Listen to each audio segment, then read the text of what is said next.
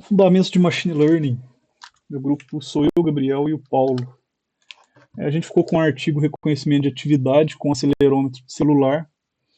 Que o pessoal fez? Eles colocaram ali um celular no bolso de usuários.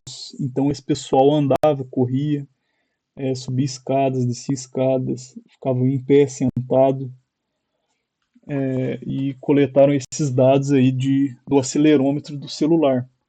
O que esse acelerômetro faz? Ele mede uma aceleração na direção dos eixos x, y e z. A unidade de medida dele é o metro por segundo. E com isso a gente consegue detectar ali inclinação, queda livre, colisão. A gente consegue monitorar a vibração, e várias outras coisas com esse sensor.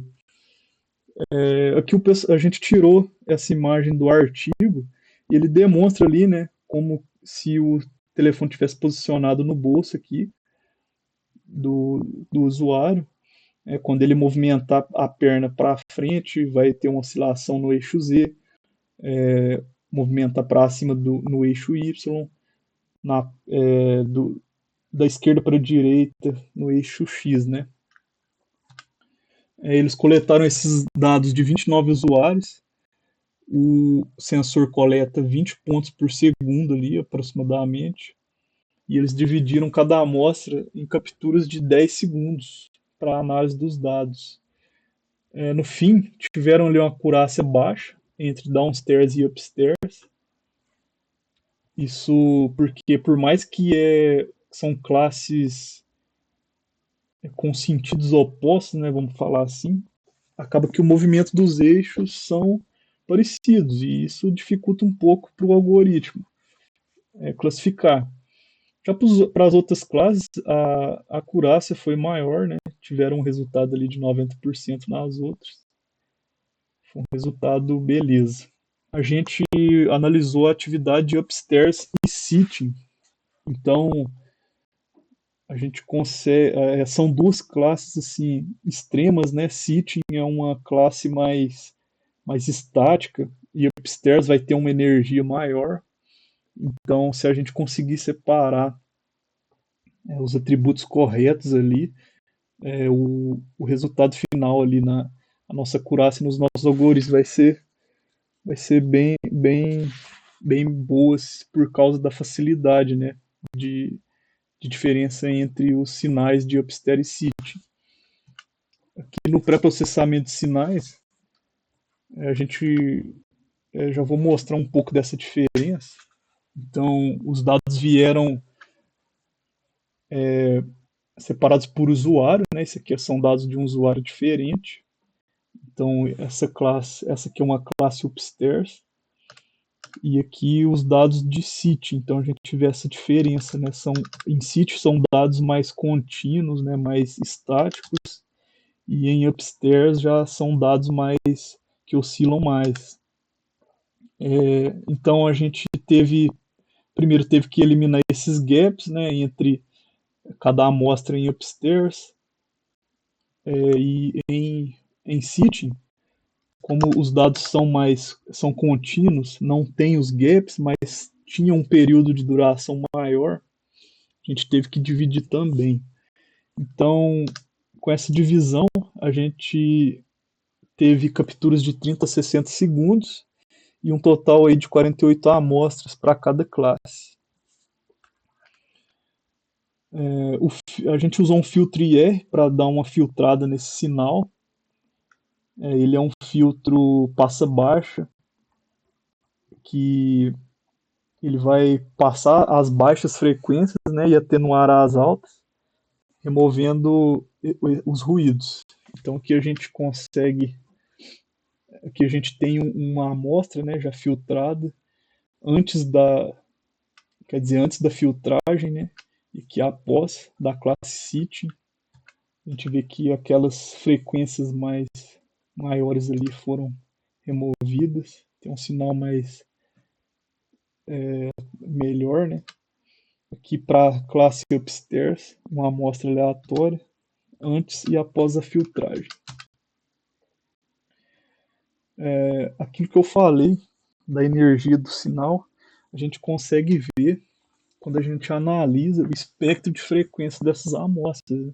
Então aqui a gente tem um espectro de frequência da classe CIT, né? A gente não tem ali uma oscilação, né, dessa frequência, e em upstairs a gente já consegue ver uma diferença ali. E é o que eu falei, né? Quando o pessoal está sentado, o corpo fica praticamente imóvel. Então o acelerômetro vai captar pouca variação nos eixos. Então isso vai gerar um sinal com baixa atividade. Isso vai refletir aqui no espectro de frequência.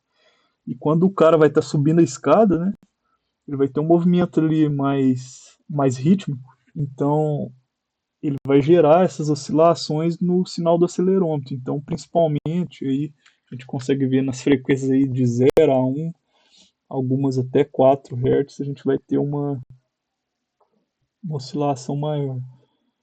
E esse espectro aí, ele mostra essa distribuição de energia, né, mais espalhada aí, e reflete a dinâmica aí do movimento.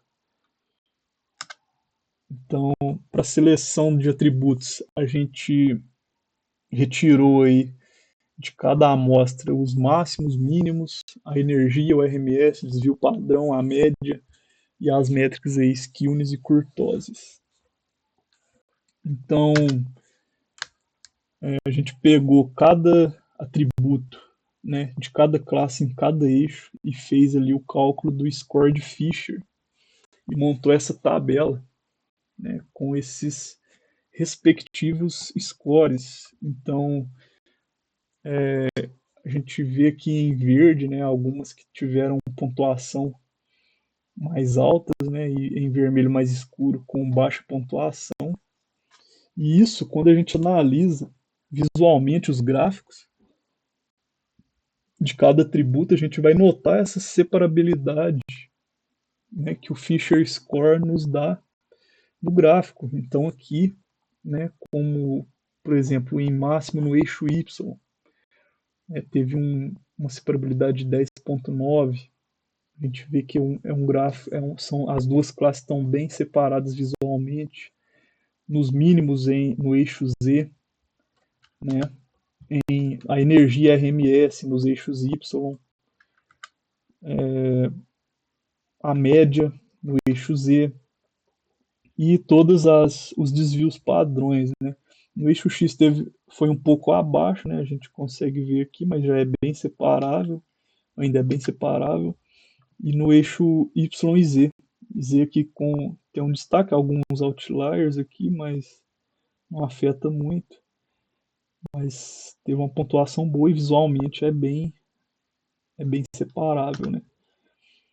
Ao contrário disso, né, são as classes, os atributos com score baixo, né, com RMS e energia em X, tiveram ali 0,14 e 0,13. Então a gente vê que os dados estão bem misturados. As métricas skewness e kurtose aí já é quase impossível separar, né, visualmente. Então isso refletido aqui na nossa tabela, que tiveram aí por exemplo, skewness em Y, teve 0 de separabilidade. Kurtose em Z, né, que teve 0,18. Então foi bem baixo. Então essas em vermelho aí a gente já eliminou e ficou com as verdes. O próximo passo foi calcular a correlação desses atributos. Por quê? Para a gente eliminar a redundância, né? Melhorar a performance lá dos nossos algoritmos. Então a gente montou essa tabela, essa matriz com a correlação de cada atributo em cada classe, analisou cada um e obtivemos esses quatro aqui com uma baixa correlação entre si, que foi a média em Z, o RMS em Y, o desvio padrão em Z e o máximo em Y. Vou abrir uma observação para o desvio padrão em Z, porque como eu mostrei antes, né, a gente viu que todos os três eixos ali tiveram uma pontuação boa, mas quando a gente analisa a correlação, a gente consegue ver aqui, né, que na classe Sitting elas têm alta correlação, né? O desvio padrão em x, y e z tem alta correlação entre si. Então, como o objetivo é eliminar essas redundâncias, a gente escolheu uma, né? Porque teve uma boa pontuação, né? Um bom score de Fisher, mas entre elas tem alta correlação. Então, a gente escolheu o desvio padrão em Z, que dentre as outras tem baixa correlação entre os outros atributos selecionados. E o máximo em Y, a gente vê que ainda ele tem uma correlação alta entre o RMS em Y, mas a gente decidiu deixar os dados já estavam, os atributos já estavam bem selecionados, os algoritmos iam trabalhar bem, mas a gente deixou para ver se tinha alguma alteração e acabou que nem teve, né? Nem afetou muito, não. Para o reconhecimento a gente aplicou esses atributos. Foram treinados ali os algoritmos de regressão logística, SVM e redes neurais. E todos os exemplos foram classificados corretamente. Né? Não teve falso positivo, nem falsos negativos em nenhum dos algoritmos. Né? Para cada classe aí, a gente teve uma precisão de 100%, né? Acurácia de 100%. E completo o que eu falei antes, né? São duas classes com movimentos diferentes, uma estática e outra movimentando. Então, se a gente separasse bem os atributos, né, a performance dos algoritmos seria alta, e foi o que a gente teve. Então, aqui a gente tem a matriz de confusão para regressão logística, SVM e MLP. As referências, o artigo está aqui, né, quem quiser fazer algum estudo. Então é isso, obrigado.